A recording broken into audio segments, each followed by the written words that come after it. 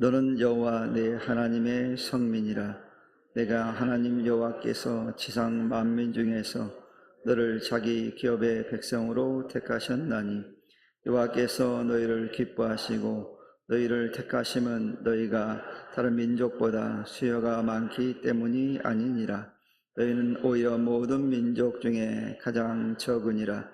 여호와께서 다만 너희를 사랑하심으로 말미암아 또는 너희의 수상들에게 하신 맹세를 지키려 하심으로 말미암아 자기의 권능의 손으로 너희를 인도하여 내시되, 너희를 그 종 되었던 집에서 애굽 왕 바로의 손에서 속량하셨나니, 그런즉 너는 알라.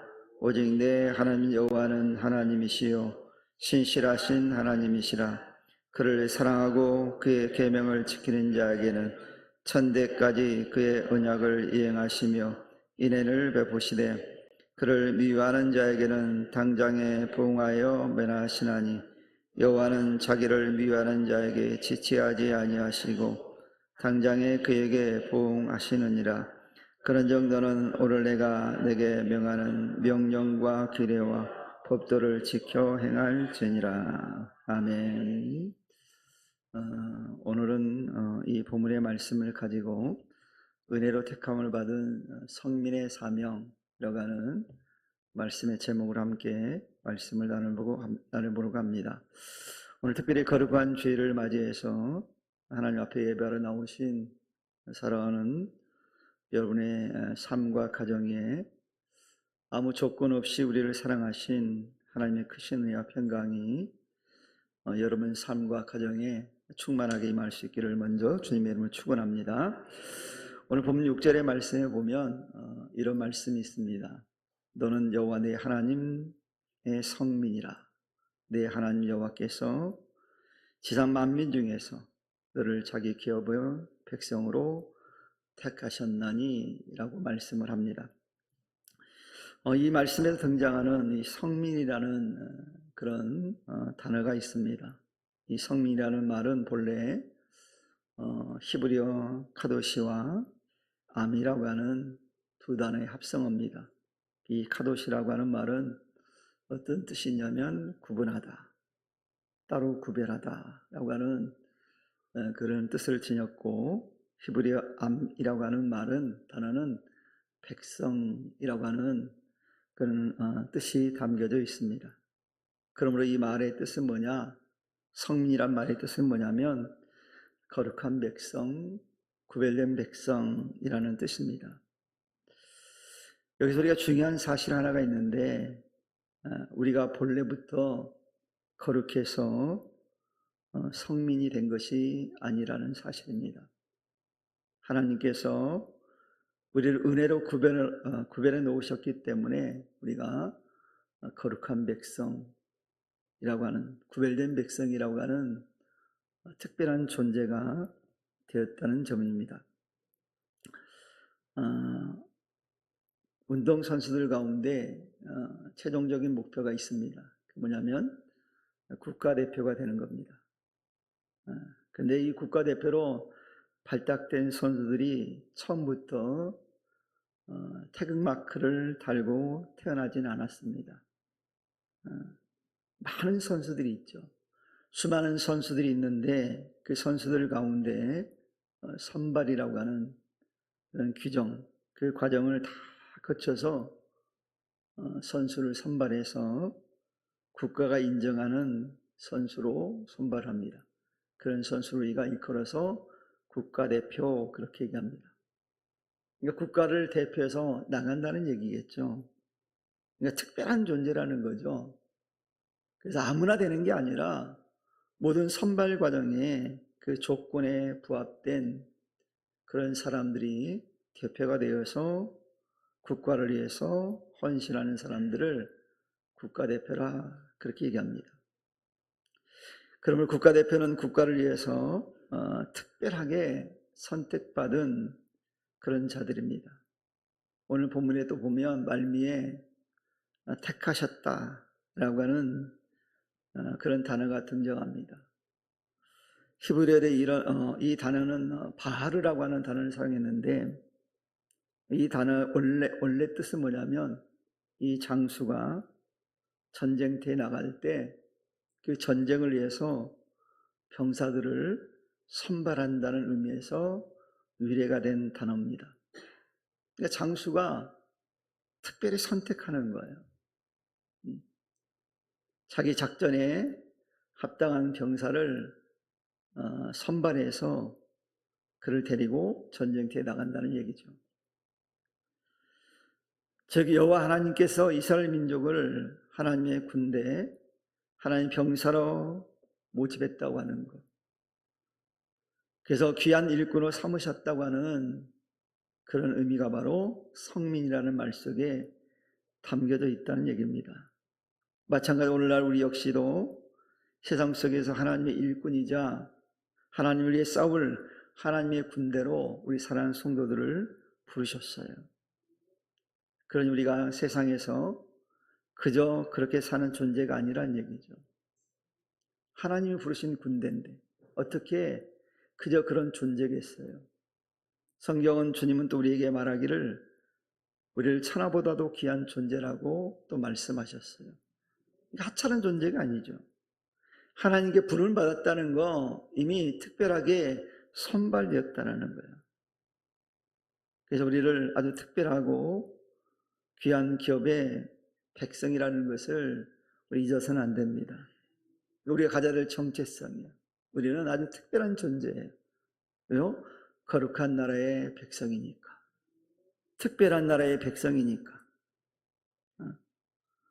로마 시대의 로마 시민들은 로마 시민권자라고 하는 특권의식을 가졌거든요. 그러니까 하나님 나라의 백성이라고 하는 거, 하나님 나라의 군대로 부름받았다고 하는 거, 이거 특별한 거예요.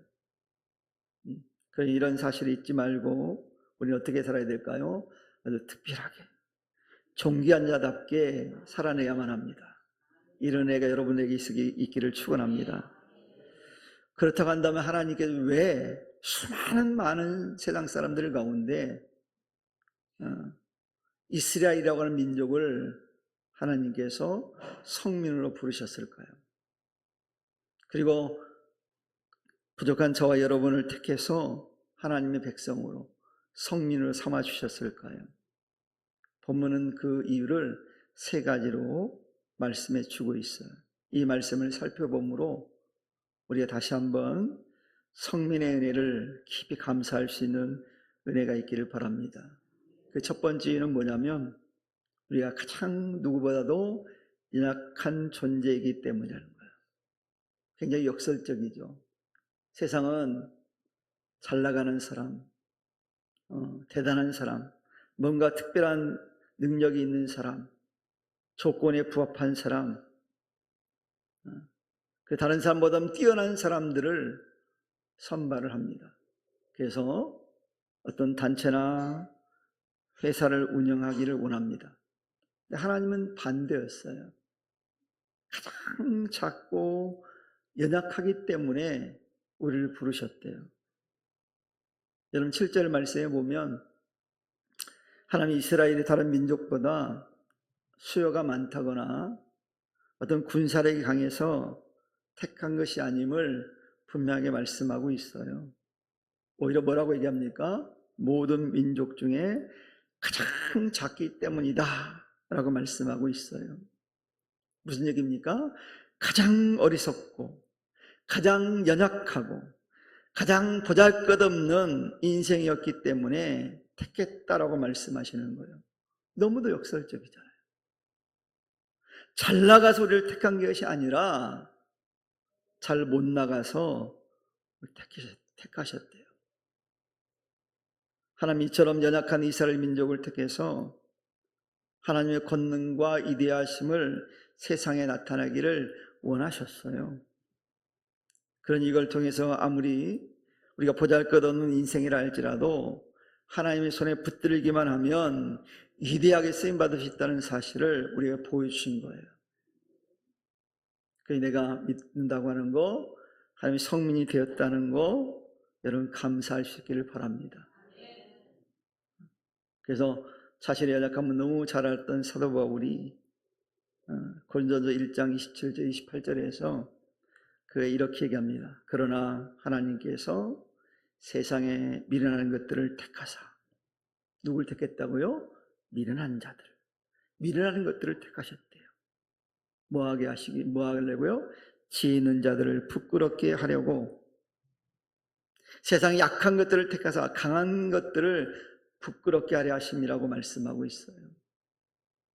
그러니 사랑하는 성도 여러분, 내가 가진 것 없고 무능해 보인다 할지라도 낙심하지 마시기 바랍니다. 그게 중요한 게 아니에요. 하나님 편에서는 그게 중요한 게 아니에요. 하나님께 붙들어 있기만 하면 우리 하나님은 우리 연약함을 통해서 당신의 놀라운 권능과 위대하심을 드러내실 겁니다. 그렇게 사용되기를 축원합니다. 제가 목회를 꽤 오래 했는데 우리 어머니도 제가 목회하는 곳에 오시긴 했는데 주일날 단 한 번도 저랑 예배 드린 적이 없어요. 왜냐하면 토요일날 가셨어요.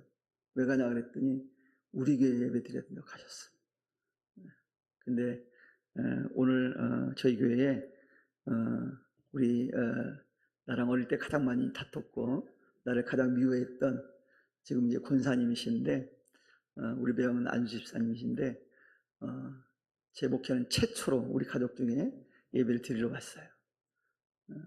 저분이 누구냐면 여러분 가끔 우리가 절기 때나 행사할 때 고기 드시잖아요. 고기를 주시는 우리 매형입니다. 고백하자면 제가 처음 결혼할 때 우리 매형 굉장히 미워했어요. 아실 거예요. 왜냐하면 우리 어머니를 귀찮게 했거든. 나 우리 어머니를 귀찮게 하는 사람 되게 싫어하거든요. 제가 어머니를 너무 사랑해서 우리 어머니에게 어머니를 힘들게 하고 귀찮게 하면 내가 아주 미워했어요. 근데 지금 제일 좋아해요.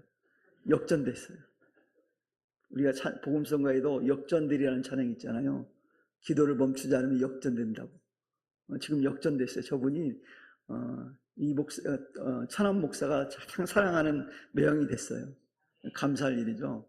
그래서 은혜 받으셔가지고 사랑하는 마음을 가지고 우리 교회 행사 때마다 이 고기를 또 주시는 분이에요. 감사하죠.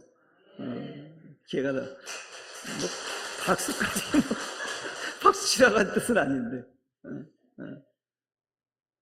저희가 6남매거든요. 저 6남매 막내고 저 누님은 저보다 바로 2입니다. 제가 어릴 때는 누나라고 부르지도 않았어요. 이름 불렀어요. 야! 그러고 막 얼마나 못되게 그랬는지 몰라요. 근데 우리 집은 참 가난했어요. 그래서 누님들은 다 일찍 우리 어머니가 내보냈어요. 왜 내보냈을까요? 돈 벌라고. 우리 어머니가 아주 지독했어요. 예수 믿기 전에는. 예수 믿다가 우리 어머니가 굉장히 좋은 사람, 원래 마음은 좋았지만 예수 믿기 전에는 좀 강팍하셨는데 예수 믿고 나서 많이 너그러지셨어요. 근데 그 성격이 어디 가겠어요? 늘 가지고 있지. 하여튼 너그러지셨는데 아무튼 우리 집안은 그랬어요.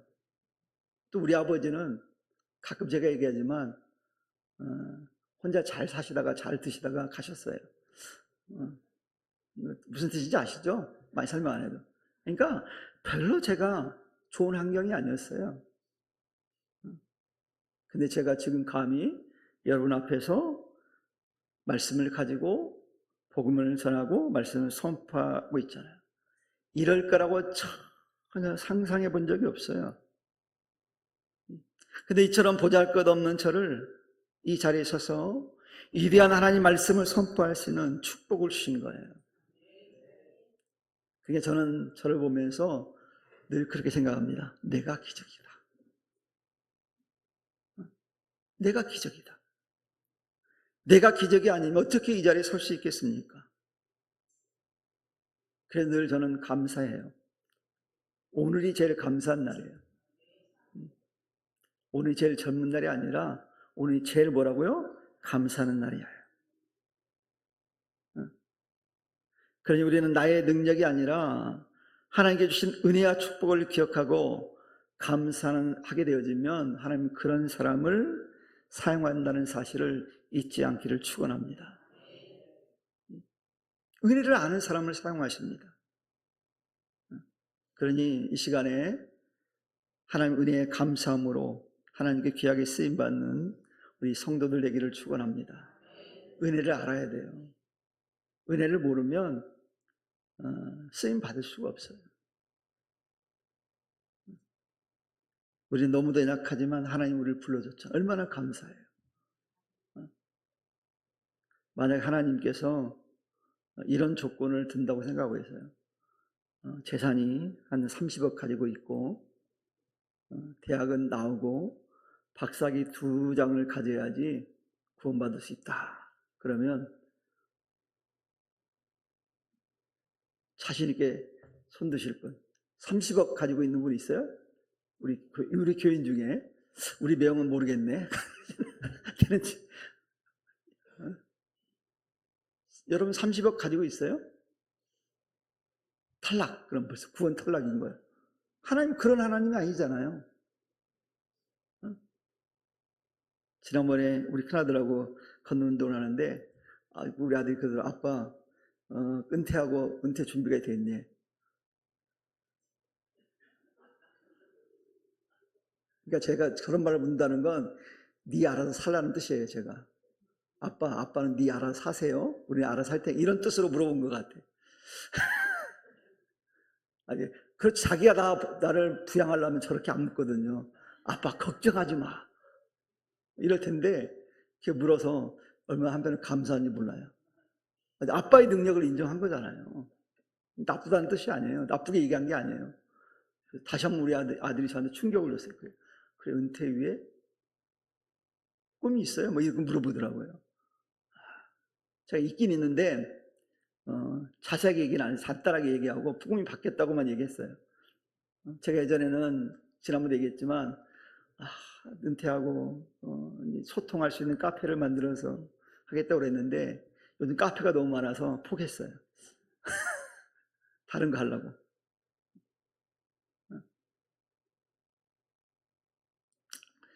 근데 이런 그런 조건들을 막 건다고 생각하고 있어요. 많은 세상적인 조건을 걸어서 그거에 부합해야만이 구원받겠다. 하나님 백성으로 삼겠다 그러면 하나님 백성 안 될 사람 너무 많아요. 근데 하나님 그런 조건 걸지 않았잖아요. 은혜를 알고 믿음을 가지면 하나님 어떻게 하신다고요? 우리를 구원해 주시겠대요. 그럼 여러분 축복받은 사람이잖아요. 이 은혜를 우리가 감사할 수 있기를 축원합니다. 내가 가진 것이 없어도 부하지 않아도 많은 지식이 없어도 하나님 나를 구원했으니 얼마나 감사한 일이에요. 만약 그런 조건을 걸었다면 저랑 여러분 절대 못 만나요. 어떻게 만나요? 저는 그래도 박사 공부했어요. 그러니까 못 만나요. 여러분은 저랑 어떻게 만나겠어요? 하나님 그 조건 안 내오셨잖아요. 연약해도 부족해도 하나님 은혜 주셔서 여러분 구원해 주셨어요. 이 은혜에 감사하기를 축원합니다. 하나님 우리를 성민 삼아주신 두 번째 이유는 뭐냐면 우리를 사랑했기 때문에, 우리를 너무나도 사랑하기 때문에 우리를 구원해 주셨어요. 8절 전반부에 하나님은 분명히 말씀하십니다. 다만 너희를 사랑하심으로 말미암아 그랬어요. 우리를 사랑해서 우리를 성민 삼아 주셨대요. 하나님 이스라엘 민족을 선택하신 다른 자격이나 조건이 없어요. 오직 사랑 때문에 우리를 구원해 주셨대요. 하나님은 이유 없는 사랑, 조건 없는 그 사랑 하나 때문에 우리를 부르신 거예요. 그 하나님 그 사랑의 크기를 당시에 독생자 예수 그리스도를 이 땅에 보내어 십자가에 내어주심으로 증명해 보이셨잖아요. 얼마나 우리를 사랑하는지. 우리가 너무 잘 아는 말씀 있잖아요. 요한복음 3장 10절 하나님이 세상을 어떻게 해요? 이처럼 사랑하사 독생자를 어떻게 했다고요? 주셨으니. 중글로 끝나요? 이는 그를 믿는 자마다 멸망치 않고 영생을 얻게 하려 하심이라. 어떻게 하신다고요?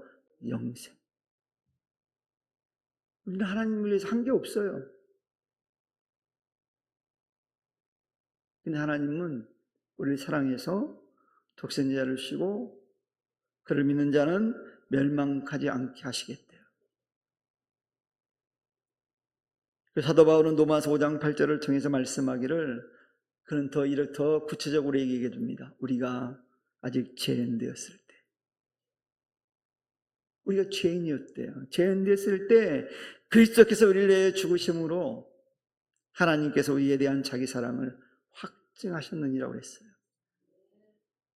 우리 죄인을 위해서 주님이 친히 십자가를 지심으로 우리를 얼마나 사랑하시는지 확증해 주셨대요. 하나님의 사랑을 이보다 다른 걸로 뭘 설명할 수 있겠습니까? 그러니 내가 구원받고 성민이 된 것은 결코 나의 공로나 자격을 갖췄기 때문이 아니에요. 나를 향한 멈출 수 없는 하나님의 그 뜨거운 사랑 때문임을 기억할 수 있는 성도 되기를 바랍니다. 그러면 감사할 수 있어요. 그 은혜를 하면 감사할 수 있어요. 근데 자꾸만 우리는 이 은혜를 놓쳐요. 감사가 사라지는 거예요. 우리가 믿는 이유가 뭐예요? 하나님 나라의 백성으로 하나님 나라에 가기 위해서잖아요. 그러니 하나님 은혜를 알고 구원하신 하나님께 영광을 돌리는 성도 되기를 축원합니다. 하나님께 우리를 성민 삼아준 세 번째 이유는요, 하나님이 약속을 하셨기 때문에 그 약속을 지키시는 신실하신 하나님이기 때문에 그 약속을 지키기 위해서 우리를 성민 삼아 주셨어요. 8절 후반절에 보면 하나님의 조상들에게 맹세하신 약속을 지키시려고 애굽에서 종살이하던 이스라엘 민족을 강한 손으로 속량하셨다라고 말씀하잖아요. 하나님께 아브라함에게 일찍이 가나안 땅을 주겠다고 약속하잖아요. 복의 근원이 되겠다고 말씀하고 약속했잖아요. 그 약속을 하나님이 지키신 거예요. 이처럼 우리가 믿는 하나님은 한 번 하신 약속은 반드시 이행하시는 분이 우리가 믿는 하나님이십니다. 이런 사실에 대해서 사무엘이 한 얘기가 있어요. 사무엘상 15장 29절에서 이런 얘기를 합니다. 이스라엘의 지존자가 누구예요? 하나님이십니다. 우리 하나님 어떤 분이냐? 거짓이나 변개함이 없으시니 거짓말도 하지 않으시고 바꾸지도 않으시는 분이래요. 그 얘기만 약속한 건 반드시 지키신 분이라는 거예요. 그런 분이니 그런 사람이 아니심으로 결코 변개하지 않으심이다라고 그가 얘기했어요. 이처럼 우리 하나님은 당신이 하신 약속은 반드시 지키시는 하나님이에요. 그래서 하나님은 창세전부터 말씀으로 약속하신 구원을 이루시기 위해서 예수님을 십자가에 죽기까지 내어주신 거예요. 그리고 그래서 우리의 죄를 다 완벽하게 속량해 주셨어요. 이 하나님 은혜 잊으면 안 돼요. 믿는 자고 말하면서 이 하나님 은혜를 잊고 사는 경우가 많거든요. 이런 하나님 은혜를 잊지 않기를 주님의 이름으로 다시 한번 축원합니다. 세계적인 조각가 가운데 미켈란젤로라는 분이 있어요. 이분에 대한 유명한 일화가 있습니다. 하루는 그가 길을 가다가 버려진 방치된 대리석 덩어리를 봤어요. 여러분 같으면 어떻게 하겠어요? 가져갈까요? 근데 이분이 열심히 그 방치된 대리석, 버려진 대리석을 열심히 깨진 대리석을 집으로 옮기고 있었어요. 그런 모습을 본 이웃이 미켈란젤로에게 이렇게 물었어요. 그 볼품없고 금간 돌덩어리를 어디에 쓰려고 힘들게 옮깁니까? 라고 물었어요. 불쌍해 보인 거죠. 아니 쓸모없는데 그의 돌덩이를 버려진 대색을 왜 옮기나 이거예요. 그럴 때 미켈란젤로가 아주 미소를 치긋이 지으면서 이렇게 그 사람들에게 답했어요. 이 돌덩이 안에는 아름다운 천사들이 잠들어 있습니다. 나는 단지 돌을 깎아내서 그 천사를 자유롭게 풀어줄 뿐입니다. 라고 얘기했다는 거예요. 그 형편없는 돌, 거칠고 버려진 대리석이 훗날 위대한 조각품으로 탄생했어요. 이런 것처럼 하나님이 우리를 그렇게 바라보고 계시다는 거예요. 세상이 볼 때 우리는 볼품없고 상처투성이고 깨진 돌 항아리, 돌덩어리 같지만 하나님 은혜의 손길이 우리를 택하셨다라는 거예요. 그 우리를 뭐라고 했다고요? 성민이라고 했다고요. 하나님 나라의 거룩한 형상을 닮은 작품이라고 말씀하고 있어요. 오늘도 그걸 그렇게 만들어가고 있잖아요. 여러분, 하나님 지금 만들고 있는 가정이기 때문에, 완성품이 아니기 때문에 여러분들이 때로는 실수할 수도 있어요. 우리 성도들끼리는 실수하면 뒤에서 손가락 잘 필요가 없어요. 욕할 필요가 없어요. 그럼 목사라고 완성될까요? 솔직히 여러분 가끔씩 저 마음에 안 들면 뒤에서 뒷담화하죠? 할 거 아니에요. 다 알아. 다 알아요. 모르는 것 같지만 다 돌아. 이렇게 돌고 돌고 돌고 해가 이상하게 제 귀까지 돌아. 어떤 권사님이 목사님 그러던데요. 어떤 집사님이 그러던데요. 다 돌아요.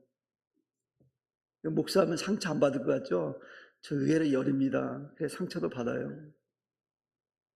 근데 아마 제가 믿음이 없으면 그 상처를 치료를 못할 거예요. 근데 믿음으로 다 승천하기 때문에 또 여러분을 사랑의 눈으로 보고 그러잖아요. 그럴 수 있어요. 그럴 수 있기 때문에 제가 이해하는 거예요. 왜요?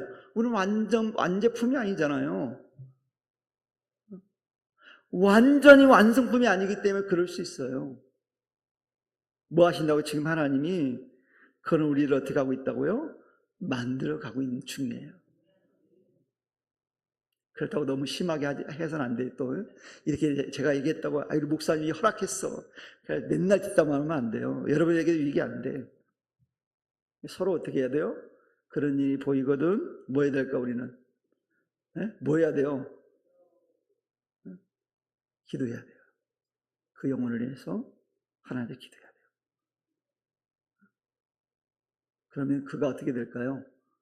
나보다 더 훌륭한 성민이 돼가요.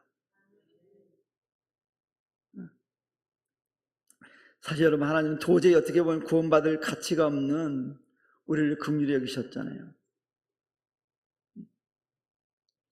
그렇다면 오늘날 믿음으로 사는 자, 즉 성민된 우리가 해야 할 일은 뭐겠어요? 하나님을 사랑하고 그분의 계명에 순종하는 삶을 살아야 돼요. 그 주님의 계명 가운데 이웃을 사랑하라고도 돼 있잖아요. 사랑해야 될까요? 미워야 될까요? 사랑해야죠. 우리 교회 권사님들 중에 권사님들을 제가 가끔 존경하거든요. 가끔 존경해, 가끔.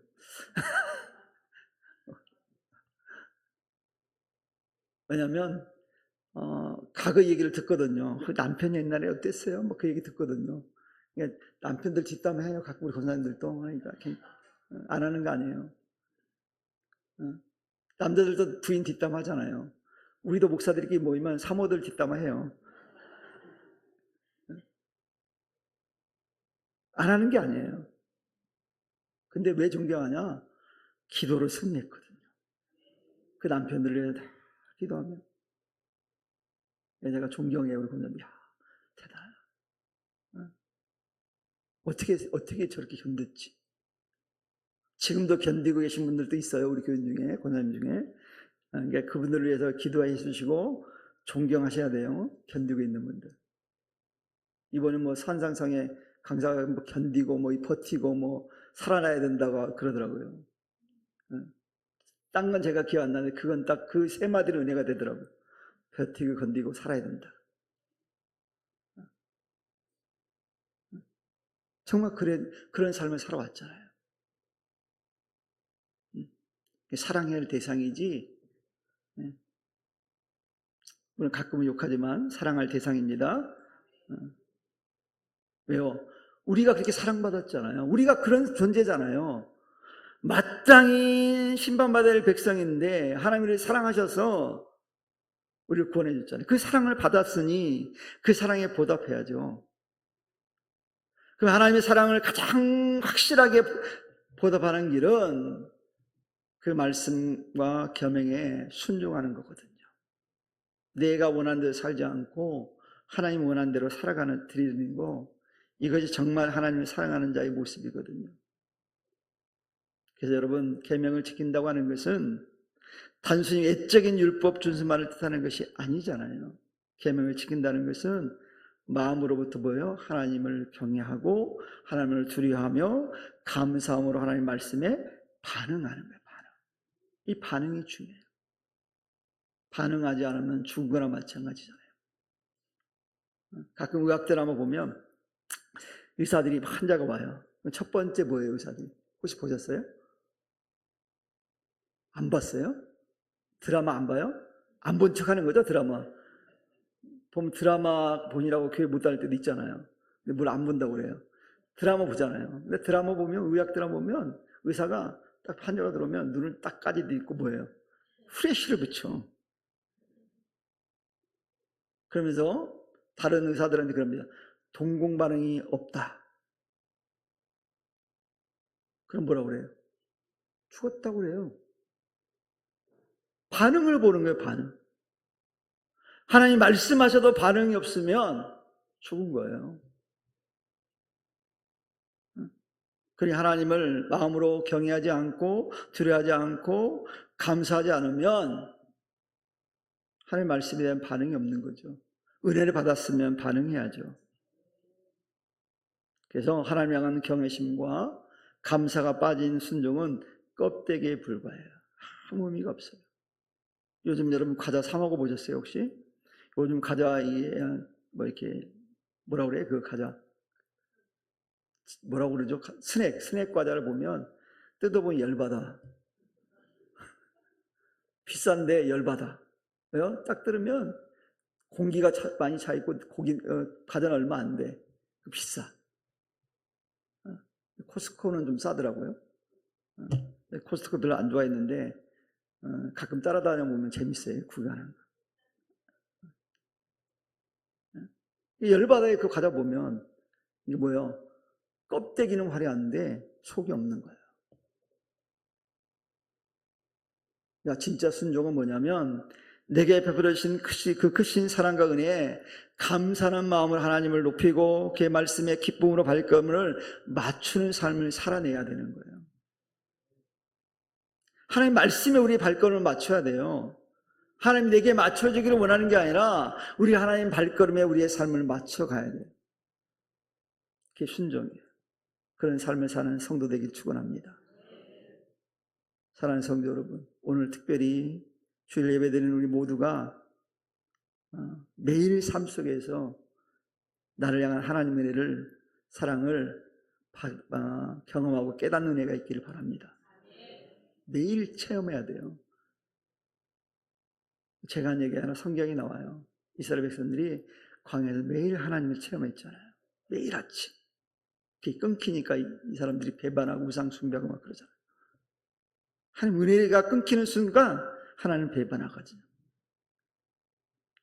우리를 세상 만민 중에서 구별해서 하나님의 성민으로, 하나님의 군대로 삼아주신 하나님 그 놀라운 은혜를 잊지 않기를 바랍니다. 약하고 연약할 때 나를 부르신 하나님 은혜에 여러분 감사해야 돼요. 나를 위해 독생자까지 내주신 그 하나님의 사랑을 날마다 기억하면서 감사하시기를 축원합니다.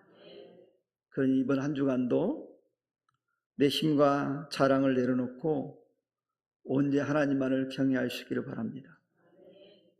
그 주님의 하나님 말씀의 순종함을 통해서 하나님 놀라운 권능을 나타내는 믿음의 사람 되기를 바랍니다.